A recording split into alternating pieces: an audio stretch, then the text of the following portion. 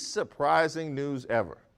Americans got bigger in the past year. According to the CDC, the number of states with an obesity rate of 35% nearly doubled in 2020 from 9 to 16. The biggest reason was stress, mostly due to the pressure of living during a global pandemic. Now, I read this and thought people must have gone through the same thing. So I brought in comedian and entertainer Rahmein Mostafavi to discuss. My first question, do you feel have an excuse for that weight gain during the pandemic?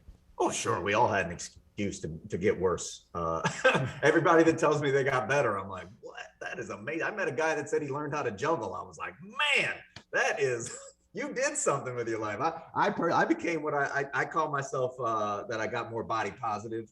You heard that phrase? Yes. It means that I've learned to love what I've become type of situation. Yes. But yeah, absolutely excuses. I mean, you know, over the pandemic, it was okay to have olive oil right next to Jack Daniels, and sometimes I would get them confused. Comedians don't need an excuse to not take care of ourselves. We really don't. We're going to take that and we're going to run with it. And I can tell you, at the beginning of the summer, I was feeling really self-conscious, feeling like I'd gained weight over the past year, and I wasn't fitting in my clothes the way I wanted.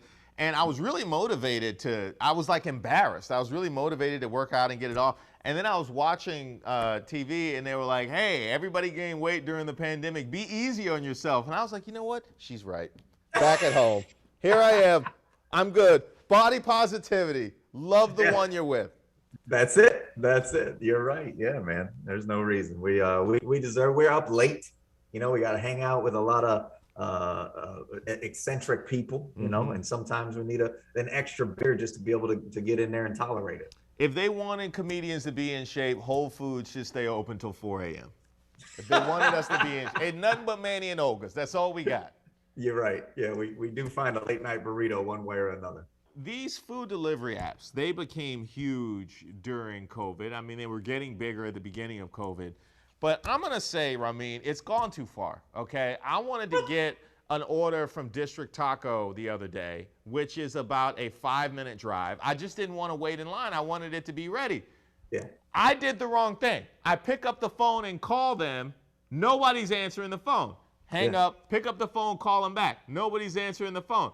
All of a sudden, I get a voicemail. It's like, hey, if you would like to use our app. I was like, I don't want to. I have to download the app. I have to set up I'm like, I just want to call. Like, I can't call anymore. Like, it has to be that complicated. Man. I got to have a dedicated app for District Taco. Wow. You couldn't sound older right now. You are man, you are archaic right now. There's dust coming out of your mouth as you speak. Like, get that app. That's all there is to it, bud. You're going to need it. You're not going to 40 different restaurants, right?